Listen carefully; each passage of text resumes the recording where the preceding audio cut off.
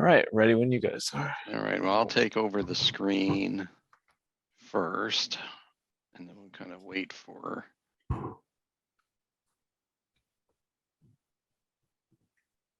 everyone else. What'd you do before, like 2 or 3 monitors, right? I'm still using one monitor Really? at this moment. Like tomorrow I'm going to set up my. I traveled yeah, back from China for family emergency. I didn't get a chance to get my monitor to go with me. So, but that's fine. Once you get used to it, it's a hassle. Yeah. Yeah. You're right. Once you get used to it, tomorrow I'm going to set my office up in my basement so I can have basketball on and watch basketball while I'm doing some stuff. And I'm going to have to be on one screen. I'm going to be like, okay, what can I get done today and this early in the week that all I have to do is like read documents or edit documents or something. So, well, I think your TV can have picture-in-picture, so you could have a screen. Yeah, the TV I'm using though, the TV I'm using doesn't. It's like, and it's funny, this type of technology is, I have like, it's like a 60-inch Sony flat screen, but it is 12 years old. But it still has the app still run on it. I mean, the person I bought it from spent like, I don't know, $2,500 on it new, right? Yeah, that's and then, you know, and then I bought it from him for like 800 back 10 years ago, I think it was. And then, but you can get so much more power for like $300-400 anymore. But yeah, it is really, in the screen technology in the past 10 years, there's so many generation changes. Yeah. Oh yeah. And the how it is integrating or integrating with other technologies just transforms so fast. Now I haven't seen a roll-up monitor yet. I don't know if Bo, if you've seen that. Like if you're gonna travel, you can like roll up and take a 24 or 30-inch monitor with you, like just roll it up and put it in your bag. You know, with those the Samsung has, the bendable screens. Yeah. I saw Google Pixel is coming out and they're 8 with a foldable phone. So I wonder how that's going to translate into like just kind of stick your screen on your wall and have some power source. And so yeah, that'll be cool. Think about going to trade shows. You can roll up your screen. that's a good point, right? Yeah. Yeah. Who goes to trade shows anymore? Seems like that's becoming, I don't know if that's becoming less and less of a trend, but. Speaking of that, this time JST, I decided not to put up a booth anymore. Yeah. I did see that they were missing, that there was still some empty booths. We got a smaller booth this year. And so. Yeah, I just decided to, because it would be just too busy to even man the booth. Yeah. Right, exactly. I mean, you're kind of not necessarily a one-person show, right? But yeah, you have to bring people and everything, and so we'll see how that goes. Yeah. Well, we're at the top of the hour. We'll give it another minute or two, and then I'll get this thing started here. David is here. Okay. The doctor's in the house. Oh, quite a few I need to admit. Okay. All right. It's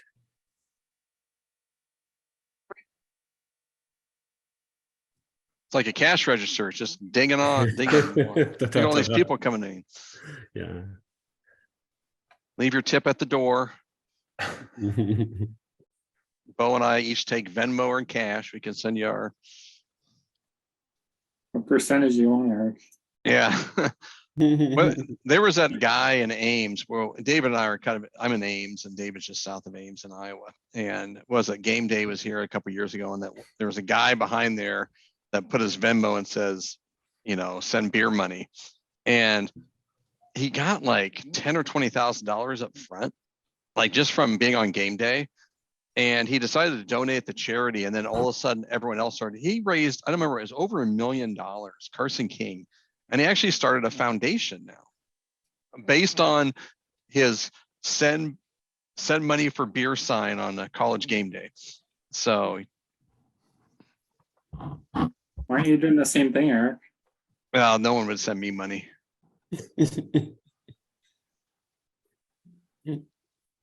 All right.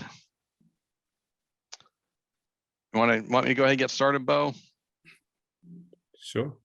All right. So I'll go ahead and get going. Thanks everybody for coming into the FME and transportation today on the 15th. This should be a pretty good show from Connecticut DOT. So let me kind of do some housekeeping items. Our next potential or tentative meeting date is going to be right around May 17th. We still need to get a speaker lined up. So if anyone on here has something they would like to share, feel free to email one of us and we'll get you on the docket for that. And important for the transportation, especially United States, GIS for Transportation Symposium is going to be in Oklahoma City, April 11th through the 14th. So if you haven't signed up or you're interested in just transportation topics when it comes to GIS, asset management, things like that, this is the go-to conference. It's going to be the 11th through the 14th. And there's going to be two different, and I think, Bo, you're going to be speaking. Let me talk these first, and Bo, you can give a plug for your other talk. But Bo and I will be hosting an FME special interest group meeting, I think on Thursday night of that week, like at 5 o'clock, to kind of get transportation GIS people together and kind of talk about what they're seeing, how things are working, share your experiences. And then Bo and David and Jenny here and FHWA and myself will be putting on an FME workshop on the 11th. That'll be a half-day workshop. We're going to be talking GIS. I'm sorry, GIS. We're going to be talking FME, talk about the basics of FME, showing some use cases, then have a little kind of workshop at the end of that to run through some scenarios. And it's a good place. So if you're in the Oklahoma City area, or if you want to attend the conference, be sure to have the FME workshop. So Bo, you and David are doing a talk also at GST, right, on FME?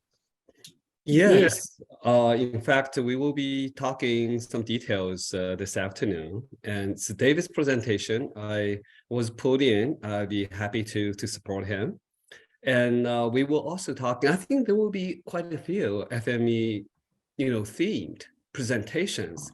So, one of which that I will be participating is supporting West Virginia in their recent ETL project and how the integration with roads and highway, QA/QC, and the whole 9 yards. So I noticed that there are a few others as well. So it will be a it will be important, good FME, learning experience. I did put the information in the chat for, I guess, the 4 or so presentations that, including the SIG that we have. The data engineering toolbox one will be more generic. That one's talking about FME and like Microsoft Flow and Python, and basically your data engineering toolbox and which tool is right for the right job. Good. So we got some exciting things. So if you're going to be in Oklahoma City, say hi. Many people on the call today will be there. So look forward to seeing old friends, meeting some new friends, and talking FME and other things. All right, Eric, now, yes. Eric, may I do another plug-in? Oh, please, yes. Okay. Yeah, I think I'm also doing another presentation on overlay analysis, because LRS overlay, there are many ways to do it. So this presentation, we're going to compare 5 different methods to do linear referencing overlay. One is using, I have another one to admit. And for example, we're using Esri's overlay, linear referencing overlay methodology tools, and we're going to use a Python-based tools. We're using SQL-based tools. We're going to compare with FME-based tools. And there's one gentleman, I think in West Virginia, Bennett, and he developed use Go language and develop a tool to do overlay. So I'm working on this kind of comparing 5 different methodologies and see which is more, more efficient and where that can be applied. So I think it will be interesting, but focusing on one thing, just the overlay. Very good. All right. Bo's going to have some great stuff at GIST. So thanks a lot, Bo, for sharing that. All right. So let's go ahead and introduce our speaker. So Rick Hahne, I think I got that right. I thought, I asked him, do you go by Fredrick? Fred, he goes, no, I go by Rick. All right, that's great. So Rick Hahne is going to be presenting today from Connecticut Department of Transportation. I'll be introducing him. Let's go through his fun facts. Favorite food, Chipotle. I don't know, is Chipotle actually food? Well, there, Rick? I didn't count. It's not the pepper. I was talking about the restaurant, and I wouldn't consider it a food, but in this case, well, Anything at Chipotle, right? And your favorite hobby is the gym. Wow. and programming and FME and Python. And program, of course. yep. And you see his favorite transformer is a Python caller in Python. So, all right, Rick, I'm going to go ahead and just kind of turn it over to you. It's your show. And people, if they have questions, you can drop them in the chat as we're going along, and we'll ask those at the appropriate times. And at the end, we'll open it up for people to just unmute and ask questions about your presentation. All right, Rick, go ahead, and if you want to grab the screen. All right. Thank you for I the think you can take introduction. it from me. I can. 1 second. Perfect. Everyone see my screen? Yes. Nope. All right.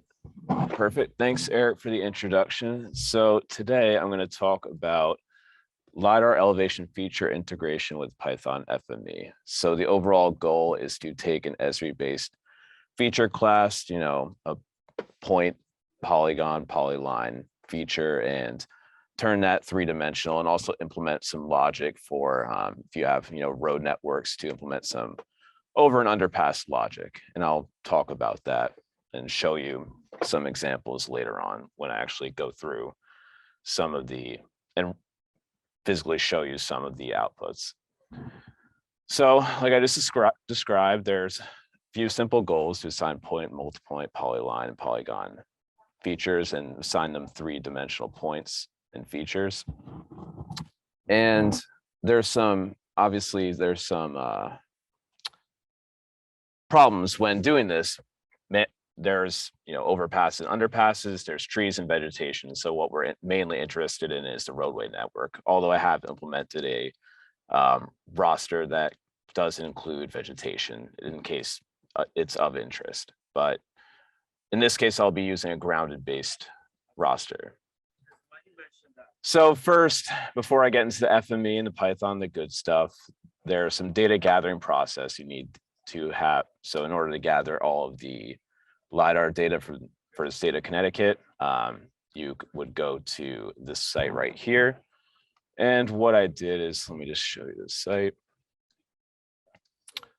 So it brings you over here, and I went to CT statewide, and there's quite a few subfolders. And so the goal is you take all these text links and you kind of append them together in each subfolder.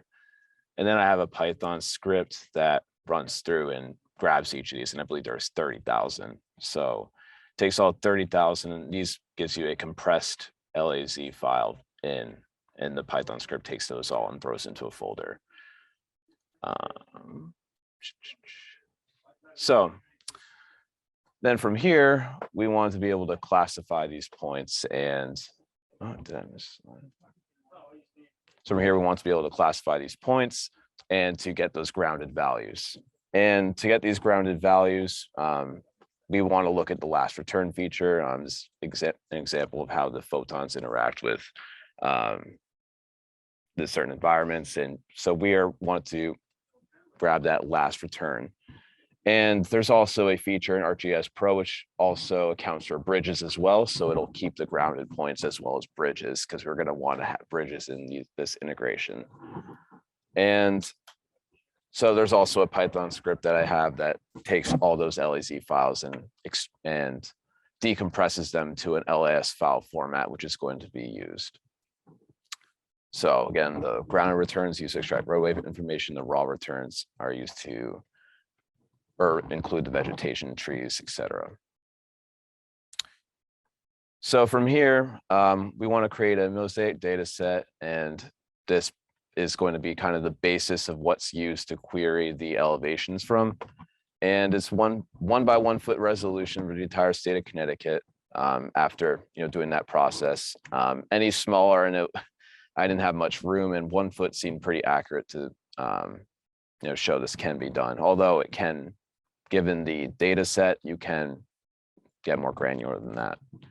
And each cell uses the average of those photon counts within that one cell. So from here, now we can get into the FME and Python aspect of doing the join between your features. So in my FME workflow, I have a few input parameters. You want to have the file geodatabase that the feature class is stored in, that you want to turn 3D, three-dimensional. You have your input layer name and your input path where you've stored the raster. So the raster being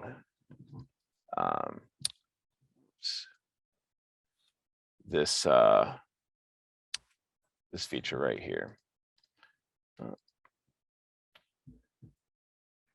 And also there's a checkbox to, if you want to interpolate those values, and that's just taking the average of the surrounding cell values and implementing that logic in there if you want to. So you can check that off as yes or no. So some more input parameters. I know it's a lot. There's some include overpass, underpass logic. And if you click that, you can, there's an angle, which you'll kind of see how this works later on, that you want to exclude in the calculation. I'll show you what that visibly looks like soon. And I also have so right now, by default, it takes the vertices of the feature and takes those vertices and queries the raster itself. But I have options so you can split the line by a certain interval. So the interval being a integer 0 to any value, of course, so you can, so if you split say a line by 10 points, those 10 points will be assigned elevation. So you could take a line, split it into 1,000 points. So you can get more granular. And of course you can, anything below a foot though wouldn't really make sense. And that's where you can look at the measures of your feature. So I also have a split by measure option where you want to, if you could split, so you can split by, so say you have a mile long segment and you want to split it at 0.05 miles, you type that in there and it'll split into that many equal segments. And you can go as low as you want, as long as it's at least half of the minimum M value for one feature. Otherwise, you'll just, get that same feature itself. So let me start getting into how this kind of works. So just a brief overview, then I'll actually go into the FME workflow itself and run a few extracts. So I initially have, I know you can, for those experts out there, you can obviously do this in a Python startup script. For the sake of being able to see what's coming out, I use a Python creator as the initiator in this case. So the Python creator takes that feature and it checks what geometry type it has, and it goes through a filter. And then from here, that filter decides whether, or right here, we want to decide based on the geometry type to create that elevation model. And that elevation model is taking those features, whether it be, the vertice points or the measures or the, the interval type, and then it creates an elevation model based on every point. So every single latitude and longitude is given an elevation for those. And this is just, one of the sample scripts of how the elevation is taken based on a certain measure. So the measure is taken by the number of iterations, and it takes the endpoint and the beginning M value and divides that by the interval. And then from there, it takes those output data, that output data model reads each feature and reprojects it to make sure it works in the rest of the script. and extracts that geometry as an S3 JSON. And then from there, to make it easier, you take that S3 JSON and query out the latitude and longitude. And again, to play the same game by checking what feature type it is. And then we go ahead and create the join features. And it's just this is a sample of how it's created. And then you assign that current geometry the S3 JSON values. And then at the end, so you assign the current geometry. So it takes that geometry from the output JSON and sets it as the geometry. And then from here, this is where we create our final join features. And an example of what the script looks like. And from there, it is put into a final output Python car, which you can also use a close it or a FME closing script. But however, for the sake of doing it this way, it then deletes those feature classes that are created to use the query from. So that's stuff that isn't really of interest. So I've named them dynamically so it'll delete that with any layer you put in. All right, so I'll go through a little demo because this will probably take up the most of the time, and kind of go through step by step through this workflow a little more. So let me open up Pro. So right now I have a 2D feature. I kind of took a subset of an area, New Haven. So you see these pink lines right here, and we're going to want to turn that 3-dimensional. So in my workflow, I can put in my parameters. So we'll start out with the default. So I have my geodatabase search for prior, and then the layer name that I'm going to use for that feature. And then I named roster or put in the full roster path. So whatever your file database is, where the roster is stored. And this will also work for other roster types or other locations. Doesn't necessarily have to be in a file geodatabase. And then you have your interpolate values option. I won't do that. And I will just leave everything unchecked to show you what kind of happens. So, and another reason to use Python in this case is Python using SciPy, creating those join features is much faster than what it would typically be using just FME. So get that running. Should take a few seconds.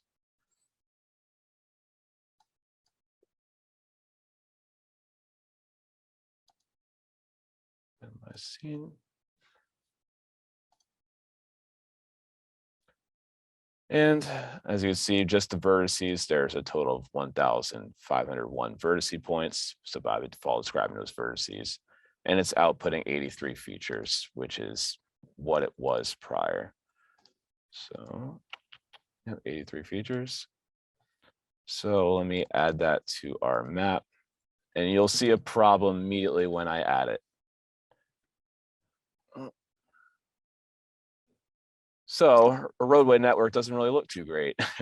So I specifically chose this layer this area because it's littered with overpasses and underpasses. So using this aerial LiDAR data, you're going to get some peaks where a roadway network is going over a feature or going under a feature. Peaks or troughs. And from here, we want to do the best we can to adjust it. And I have some other methods to do this, but so far in this workflow, I currently have one that I'm utilizing. So to kind of adjust for this.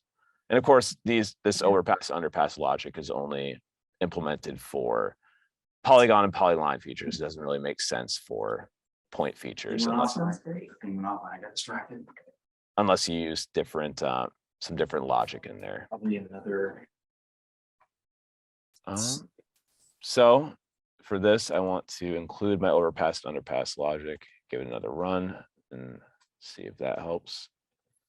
And I'll show you an example of a polygon feature as well. So the polygon feature is a little interesting.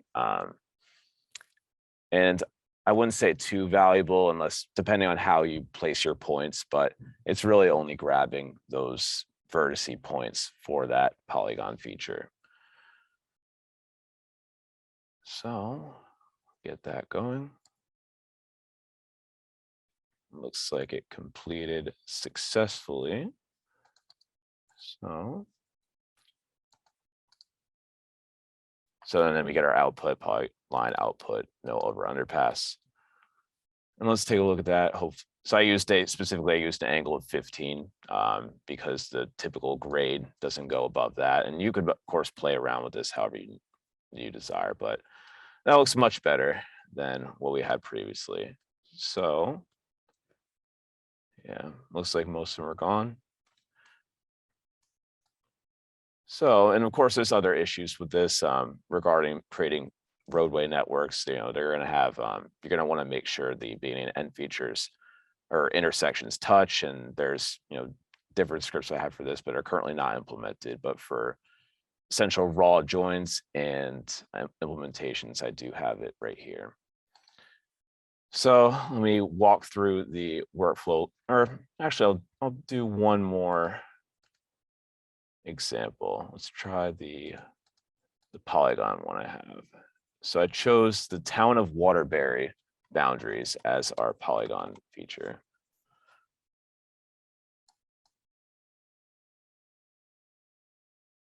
And I'll show you an example of how it's split as well. So we get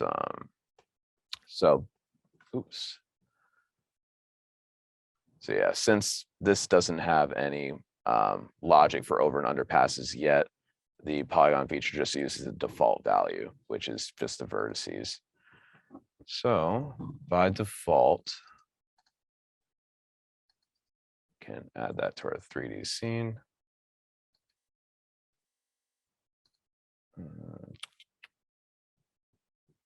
And we get the town of Waterbury, and you can specifically, or mostly it's just to see that how the outlines or the outline elevation and see how accurate that is, because it's obviously going to connect over. But if you wanted to get more granular, same thing with the polyline feature, you can split this similar to the other one by, you know, an interval value. So right now it's got 12 vertices for that, which is fairly low. So let's up the interval by a lot. We'll give it, say, 6,000 points in between the line and give that a run. Oh, before that, I'll delete it real quick.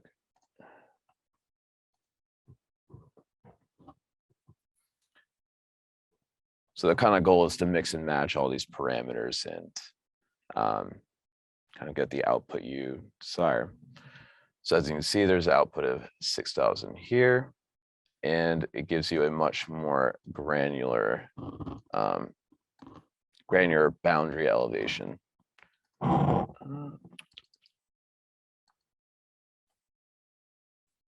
So it's a little hard to tell here, but it's definitely much more granular than it was before, boundary wise. You can increase that as much as you want.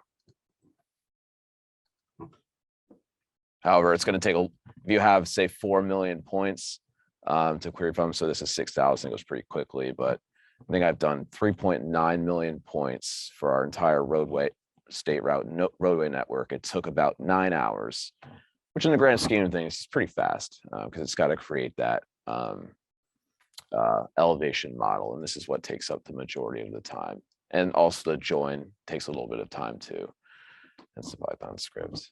But let me run through what this does. So this Python creator right here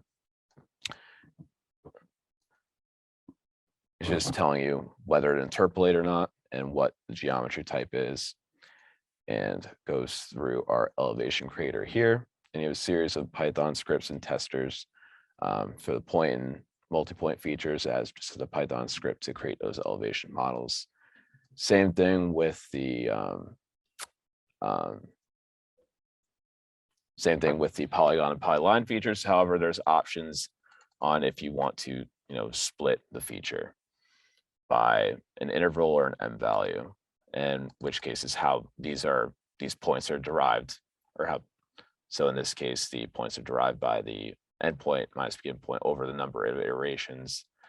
And then in the other example, you're just taking the vertices essentially.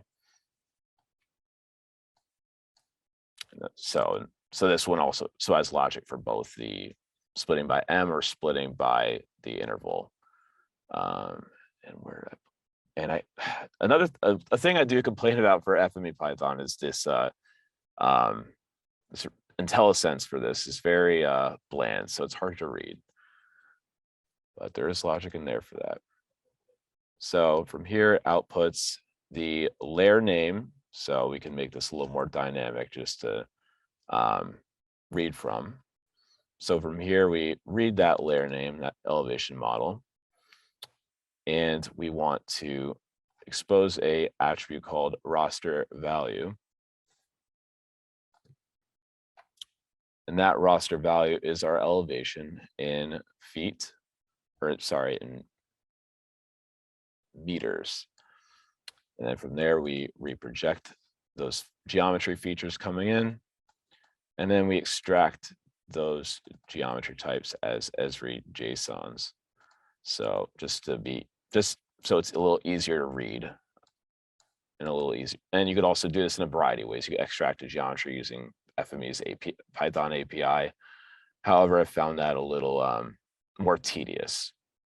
From here, I just made it so I queried the latitude and longitude, and again put the same feature in the test filter, and this is where I created the join features. So same thing as before, I have a tester for the polygon polyline features, which tests if it's split or not, because that's how you need to read it in to tell if it's joined or not.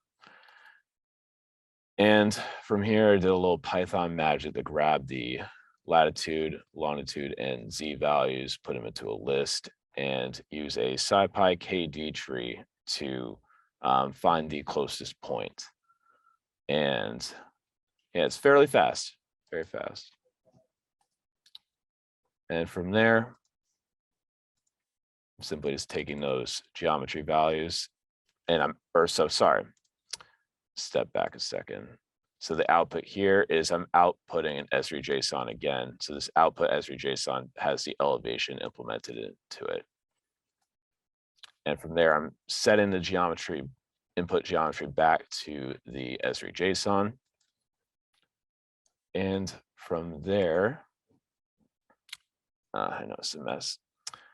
I have some logic for the raw join or the overpass and underpass logic, and currently it's only implemented in the polyline feature because I didn't think it made sense for the polygon feature at this time. And you're then writing to that feature class or that output feature class, depending on the type, and naming it accordingly. And from there, you're getting it a summary initiator, which calls the Python caller in the end to delete those created feature classes that are just used to query from. And I know that was a lot. I wanted to get through it as quick as possible so I could leave some time for questions. But from here, what else am I missing here? I think that'll cover the majority of it. And of course, there's obviously room for other implementations like different parameters, being able to make sure, including logic for joins on intersection points or et cetera, just to make sure, if you're adjusting those overpass and underpass values, that they kind of snap together. And that I've implemented outside of FME for now. Yeah, this is I think an easier way to kind of visualize and analyze the incoming data and output a 3D elevation model. And yeah, so as of right there, I will leave it to everyone else to ask me some questions. And yeah. Yeah, so what questions do we have? If you have a question, you can just come off mute and ask it, or you can put it in the chat.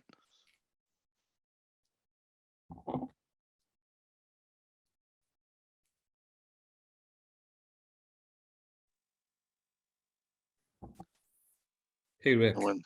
Yes, Yeah, of course. go ahead. Oh, not Eric, you said Rick. See, Rick, you Right. should have gone with Yeah. Frederick or Fred. Yeah. Okay.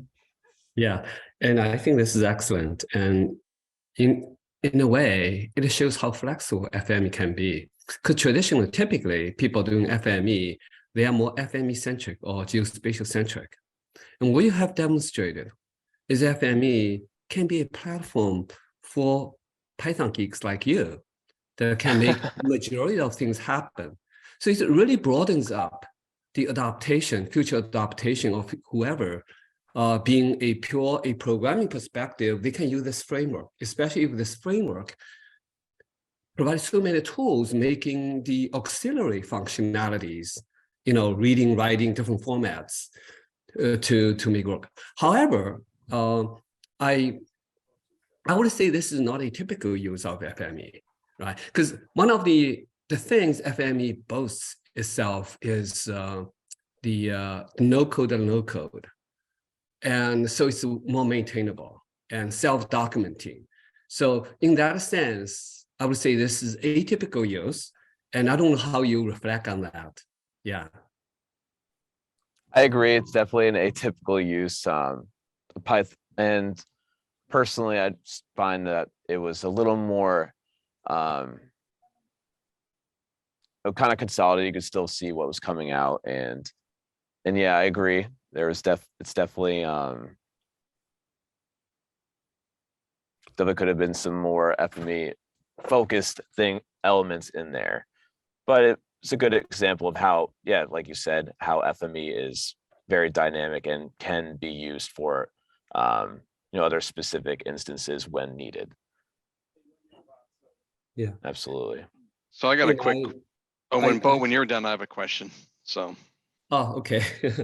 And I'd like to, so from FME, a safe philosophy, and one time I heard from Dave Campanas in particular, he said, if people have to resort to Python or any of those programming components to do on their own, it's an indication where FME or SAFE, they fail.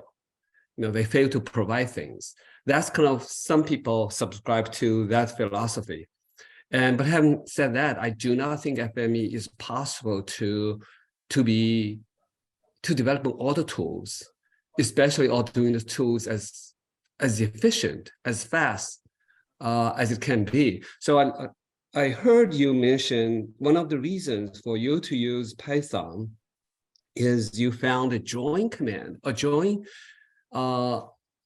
methodology that's supplied by FME is limited and performance is slow. Could you elaborate on that? Maybe even showing up some of the sci-fi code where you do the join, and especially if you have the comparison in terms of performance, you can share with us, because I'll be interested in knowing.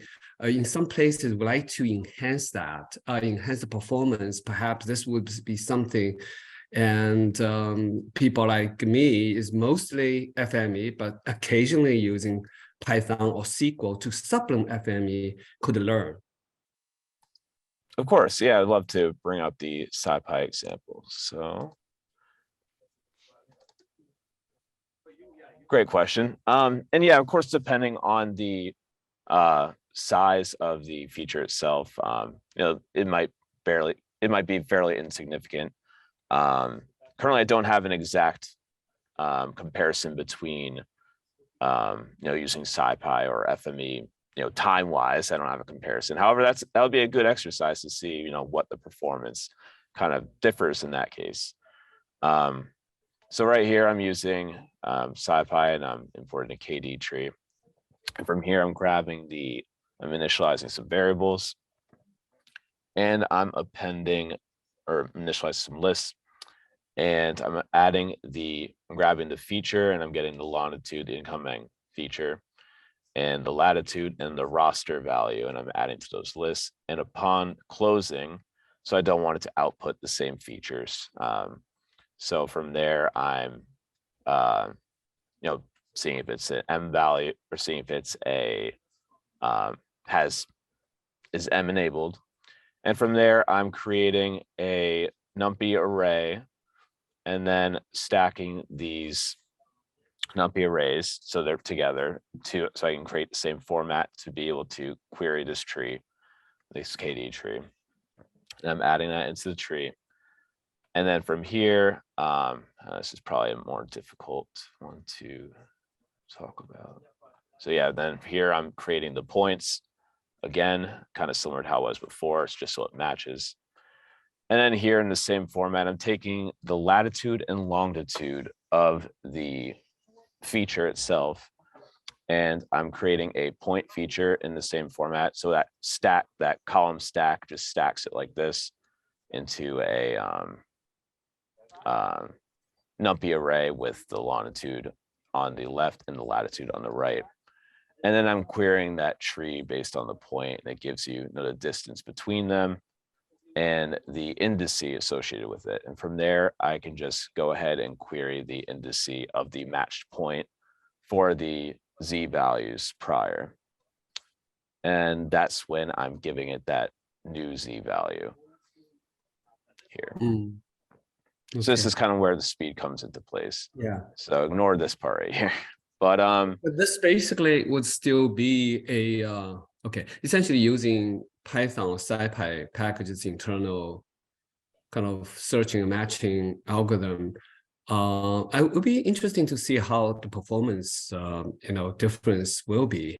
And I think FME, they've been, in terms of matching, in terms of join, I personally think FME's join is limited sometimes because it can only predicate on the equal condition, but cannot be a little more, like the SQL, you can have many conditions combined. So that limitation is something I have to go using SQL inline query, or even just send a data set over to SQL Server or Oracle to do those more complex, but still a set-based join to improve capability and also performance. So in your case, one other thing I noticed that FME has been trying to build internal indexes before the join. So in the SciPy, in SciPy, I'm not sure it built for a large data set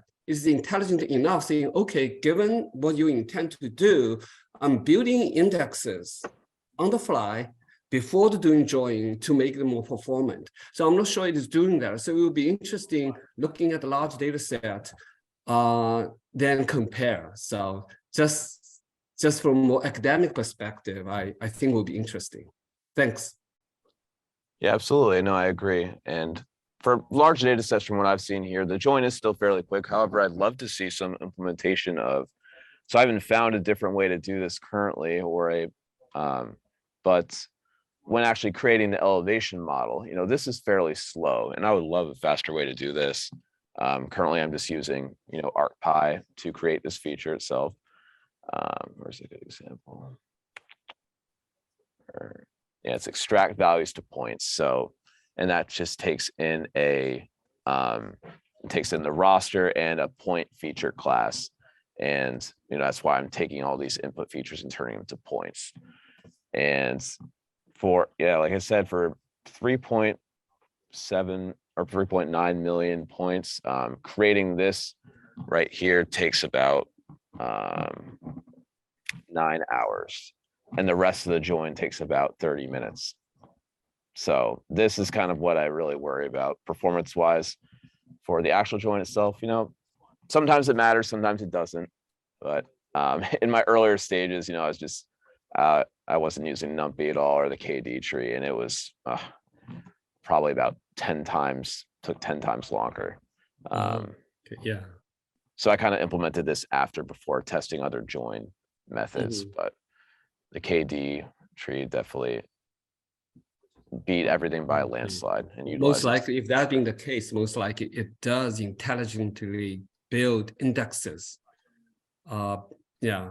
Yeah, I'm not too familiar with, I don't remember the algorithm off the top of my head, but it was the best I've found for join or to, match, closeness of points, etc. Excellent. Thank you, Rick. Anytime. All right, thanks for that, Bo. Anyone else, before I ask my question, I want to see if anyone else in the participants have a question.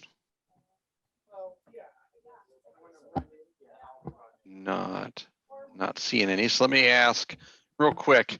So with using Python with FME, what do you need to have in place to do that? So, and then what little nuances did you find that kind of like, oh, I got to configure this or I got to do that to get Python to work with FME?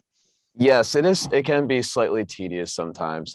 Right now, this will not work on FME server strictly because it's using your local Python environment. Currently, I'm using my local Python environment that I set and local Esri environment.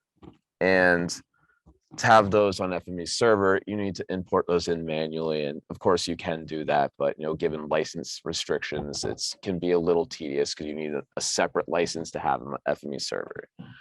So unless you're using stuff in the standard library, and some other small things like pandas, numpy, simple stuff that's included in default Esri Python environments, it's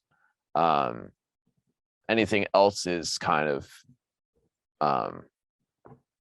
difficult to utilize.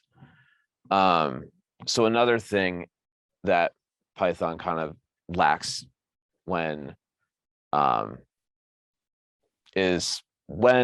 say you're reading from a feature, you need to actually build that connection, or reading from a feature within a Python caller, or reading from a database or something. You need to actually build that connection within the Python caller because it's not pulling from the built-in connection that you've made. And I haven't experimented too much with this, but it would take some time to figure out building those connections within callers, etc. But yeah, you do have choices between types of environments. So if you go to scripting, Python compatibility, you do have some options here. So currently I'm using the Esri ArcGIS Python 3.7. So it's built in with the FME license. However, if you're on desktop and you currently have Esri, it's going to pull from your local Esri Python environment. So you import packages from there. It'll be able to pull it locally through your desktop. And yeah, so the Esri, so I don't think the basic ones have, pandas or anything like that, NumPy. I could be wrong, but I haven't tested in a while. But yeah, it's when publishing to FME servers when it kind of gets a little complicated and you're going to need to add those packages in there or be able to dynamically pull them from your Python script. Another thing I noticed that was a little annoying to deal with, I think it's a bug with how the Python callers are working, is so let's find an example. So where Python callers are parallel,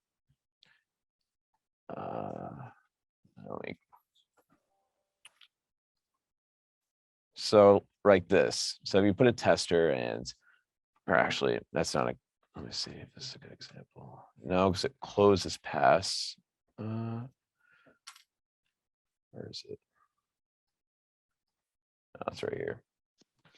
So where FME callers are, Python callers are parallel, and you're using this close defined function in the class, it doesn't matter if you are, it doesn't matter if a feature is coming through it or not, this close is going to run. So if this tester goes over here and doesn't go over here, this close on this Python caller will still run, which can be fairly annoying. So you have to include other logic. So for instance, this is why I had to put in this right here. So, if shape type not equal to polyline, or this parameter is equal to no, or this is equal to no. So in order for this to not even go through, it won't output a feature, but for some reason it'll still run. And I think that's how it's built in, but another implementation that kind of lacks if you want to kind of pull in those features first. And I know you can group as well. So this is the difference between the grouping and, just taking those features manually. However, you can be fairly dynamic with how it works. But yeah, definitely some, what other flaws have I come into? There's been quite a few. And of course, you could change your default Python environment too by going to tools, options, I believe.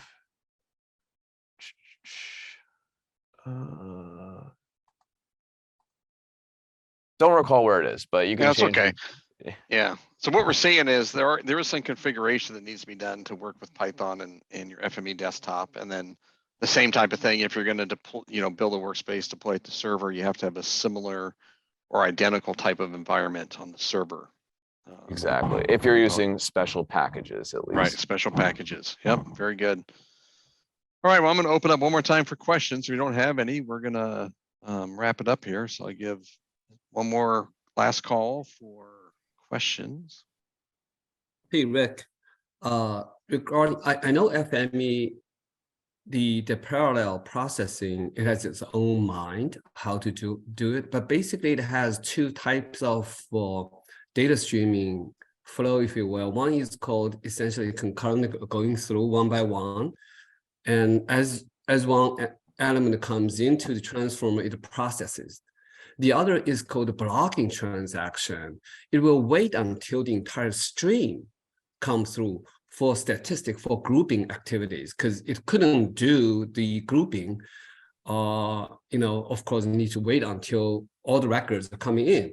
So in your case, if you want to specifically manage that, you might consider adding some feature holder in some places to control the sequence. So essentially for this, I like to hold until all the features are arrived before goes into that particular Python caller. It might help. I do not know, but sounds like, because I do not know your logic very well. And but that might be something relevant. That's great to know. Yeah, I'll definitely see if I can implement that and see if I can get the Python caller to stop calling. Because yeah, that definitely with parallel processing for Python callers, it's definitely a problem. And if it's a bug, it should be fixed. But if it can be fixed that way, that's great. So I appreciate that, Bo. Sure. Okay, with that, I think we'll make that our last comment and question. So anyway, Rick, thanks a lot. That was really, really informative. I tell you, the people at Connecticut DOT have been doing great job with FME, especially in the short time frame that you've had it there at the DOT. So this is always good stuff from Connecticut. So I appreciate the time. I'm gonna go ahead and share the screen real quick.